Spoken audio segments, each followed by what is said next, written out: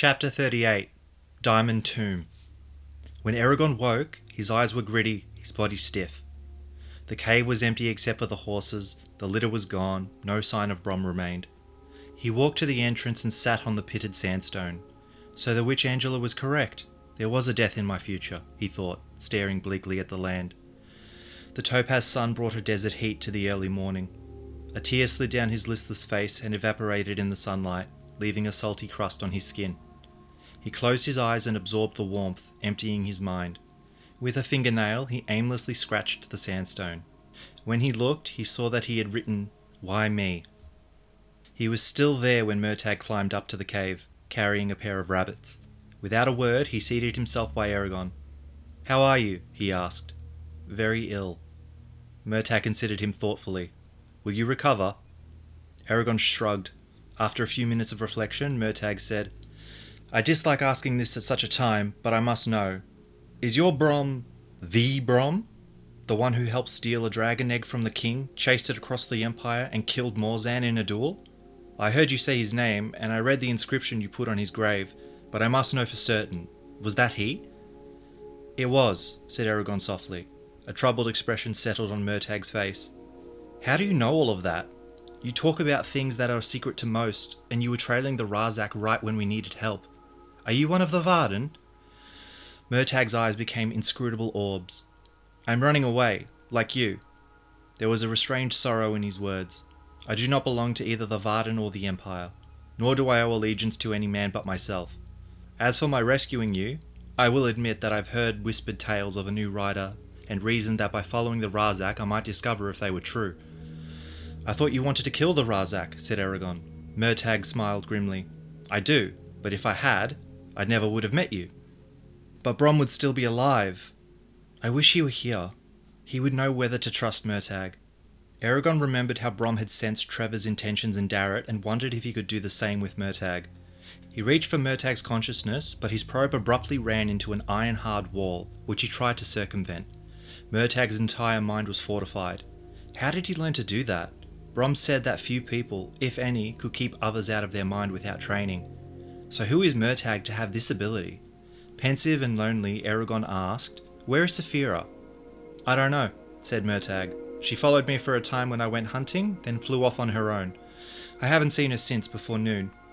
Eragon rocked onto his feet and returned to the cave. Murtagh followed. "What are you going to do now?" "I'm not sure, and I don't want to think about it either." He rolled up his blankets and tied them to Cadoc's saddlebags. His ribs hurt. Murtagh went to prepare the rabbits.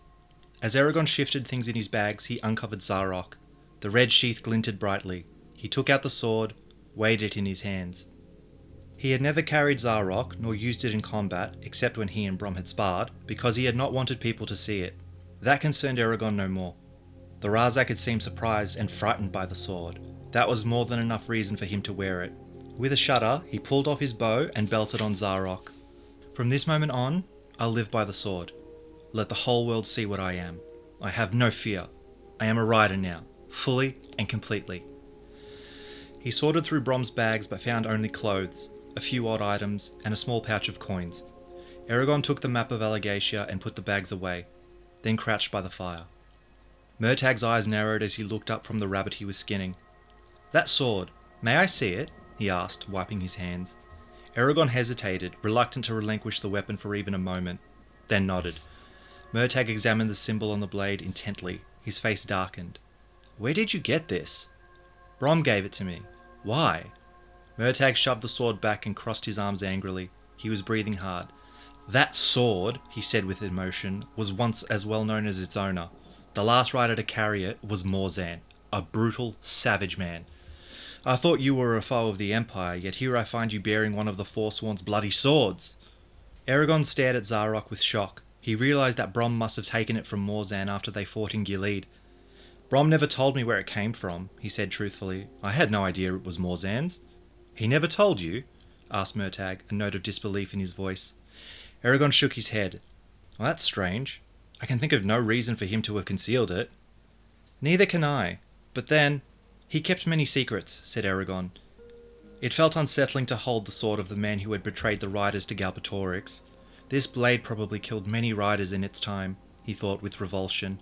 And worse, dragons. Even so, I'm going to carry it. I don't have a sword of my own. Until such time as I get one, I'll use Zarok. Murtagh flinched as Eragon said the name. It's your choice, he said. He returned to skinning, keeping his gaze focused downward. When the meal was ready, Eragon ate slowly, though he was quite hungry. The hot food made him feel better. As they scraped out their bowls, he said, I have to sell my horse. Why not Brom's? Asked Murtagh. He seemed to have gotten over his bad temper. Snowfire? Because Brom promised to take care of him. Since he isn't around, I'll do it for him. Murtagh set his bowl on his lap. If that's what you want, I'm sure we can find a buyer in some town or village. We? Asked Eragon. Murtagh looked at him sideways in a calculating way. You won't want to stay here for much longer. If the Razak are nearby, Brom's tomb will be like a beacon for them. Eragon had not thought of that. And your ribs are going to take time to heal. I know you can defend yourself with magic, but you need a companion who can lift things and use a sword. I'm asking to travel with you, at least for the time being. But I must warn you, the Empire is searching for me. There'll be blood over it eventually. Eragon laughed weakly and found himself crying because it hurt so much. Once his breath was back, he said, I don't care if the entire army is searching for you. You're right, I do need help. I would be glad to have you along, though I have to talk to Saphira about it. But I have to warn you, Galbatorix just might send the entire army after me. You won't be any safer with Saphira and me than if you were on your own. I know that, said Murtagh with a quick grin, but all the same, it won't stop me. Good, Eragon smiled with gratitude. While they spoke, Saphira crawled into the cave and greeted Eragon. She was glad to see him, but there was deep sadness in her thoughts and words. She laid her big blue head on the floor and asked, Are you well again? Not quite. I miss the old one. As do I. I never suspected that he was a rider. Brom! He really was an old man, as old as the Forsworn. Everything he taught me about magic he must have learned from the riders themselves. Saphira shifted slightly.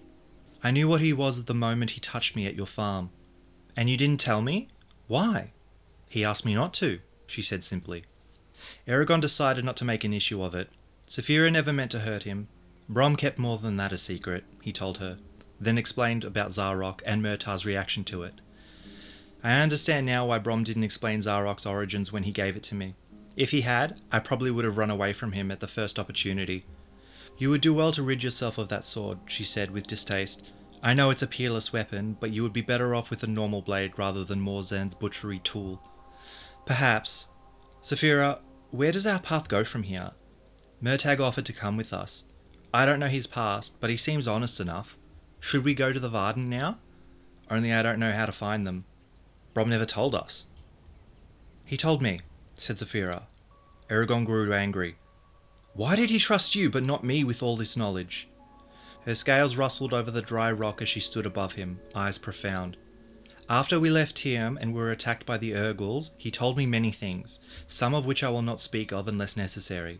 He was concerned about his own death and what would happen to you after it. One fact he imparted to me was the name of a man, Dormnad, who lives in Gilead. He can help us find the Varden. Brom also wanted you to know that of all the people in Allegasia, he believed you were the best suited to inherit the Rider's legacy. Tears welled in Eragon's eyes. This was the highest praise he could have ever received from Brom. Our responsibility I will bear honourably. Good. We will go to Gilead then, stated Eragon, strength and purpose returning to him. And what of Murtagh? Do you think he should come with us? We owe him our lives, said Saphira, but even if that weren't so, he has seen both you and me. We should keep him close so he doesn't furnish the Empire with our location and descriptions, willingly or not. He agreed with her, then told Saphira about his dream. What I saw disturbed me. I feel that time is running out for her. Something dreadful is going to happen soon. She's in mortal danger, I'm sure of it, but I don't know how to find her. She could be anywhere. What does your heart say? Asked Saphira. My heart died a while back, said Eragon with a hint of black humour. However, I think we should go north to Gilead. With any luck, one of the towns or cities along our path is where this woman is being held. I'm afraid that my next dream of her will show a grave. I couldn't stand that. Why? I'm not sure, he said, shrugging. It's just that when I see her I feel as if she's precious and shouldn't be lost. It's very strange. Saphira opened her long mouth and laughed silently, fangs gleaming. What is it? Snapped Eragon.